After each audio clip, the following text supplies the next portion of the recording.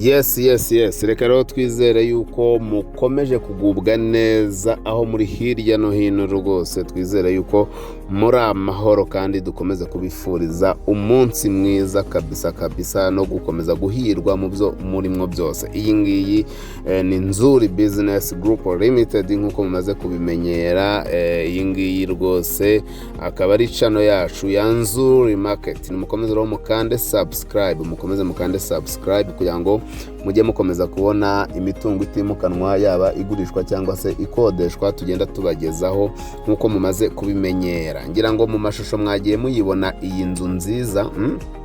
Iyi nzu mwagiye muyibona ni inzu nini cyane kandi iri mu kibanza kinini cyane noneho by'akarusho, kandi ikaba iri kuri kaburimbo. Iyi nzu iri mu karere ka Kicukiro, hano mu murenge wa Kanombe ahazwi cyane nka Kabeza. Iri Kabeza rwose kuri kaburimbo.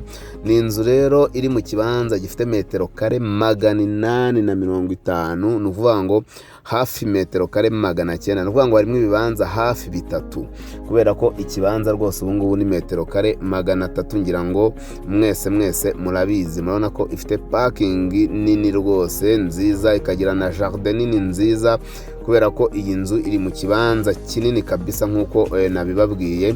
Iyi nzu rero ikaba ifite ibyumba 4, ifite ibyumba 4 binini cyane nk'uko nayo mubibona ko ari nini. Ifite ibyumba 4 binini byo kuryamamo, hanyuma ikagira douche na toilette ebyiri, ikagira salon na salle à manger binini kabisa bihagije, ariko kandi ikagira na cuisine yo mu nzu nayo nini. Nubwo cuisine twavuga yuko idakoze gukorwa, nshaka kuvuga ni tubati bashyiramo, ariko kandi watwishyuriramo. Hanyuma ikaba ifite na annex nyuma isa naho ishaje, nayo wakwikorera neza. Ni ukuvuga ngo ni inzu rwose, ni inzu ushobora gukoraho utuntu duke cyane kugira ngo wenda imere nk'uko ubyifuza uhereye kuri icyo gikoni navuze. Impamvu mbasobanurira ibi byose ni ukugira ngo ntandukane na babandi bakwizeza ngo irakeye bikabije. No, wagira udufaranga ushyira ariko tutari twinshi, kuko inzu ni nini, ni nziza, irakomeye, isakaye neza, isakaje amabati meza ya autoporta yayandi akomera rwose nk'amwe asakara insengero n'ibindi. Hanyuma kandi ikaba iri no mu kibanza kinini cyane by'akarusho, ikaba iri no kuri kaburimbo. Iyi nzu rero mu by'ukuri iragurishwa kandi amafaranga atari menshi ugereranyije na emplacement yayo, ugereranyije n'ikibanza irimo uko kingana, ugereranyije kandi n'uburyo inzu ingana. Rwose iyi nzu amafaranga igurishwa mu by'ukuri ni amafaranga make cyane yuko tuba twagerageje kubakaturiza, kuko ayo tuba tubabwira aha ntabwo tuba twaratangiye kuyishyira ku isoko cyangwa se ntituba twarayigezeho ariyo nyir'inzu ashaka, ahubwo aba yarashakaga menshi cyane pa raporo yayo tubabwira. Ahubwo twagerayo tukagerageza kumurezona, tukagerageza kubakaturiza, tukagerageza kuba ijisho ry'umukiriya tuzajyana. Ngwino rero usure iyi nzu, uyishime, uyigure. Nutayishima turakwereka n'izindi, ariko kandi ku bwacu iyi nzu ni imari ugereranyije n'igiciro cyayo, cyane ko mwumvishe yuko iri kuri kaburimbo, iri mu kibanza kinini, nayo ubwayo ari nini rwose, ni imari iyi nzu. Ariko kandi ifite akarusho kandi bitewe na emplacement yayo. Ushobora no kuba wahakorera business, ushobora kuba washyiramo guest house cyangwa se moteri, ushobora kuba washyiramo ivuriro, ushobora kuba washyiramo ofisi, ushobora kuba icyo wakenera kuhakorera cyose wakihakorera. Ariko kandi bitewe n'ukuntu ikora kuri kaburimbo, ushobora no kuba wahakata n'imiryango y'ubucuruzi imbere. Ni inzu rero y'imari mu by'ukuri. Wenda ntabicishije amatsiko, nababwira igiciro cyayo. Iyi nzu irashaka miliyoni 85. Irashaka miliyoni 85, ariko kandi ziri negociable. Ubu ubundi nyir'inzu yishakiraga rwose miliyoni 100, nunahagera niko azakubwira.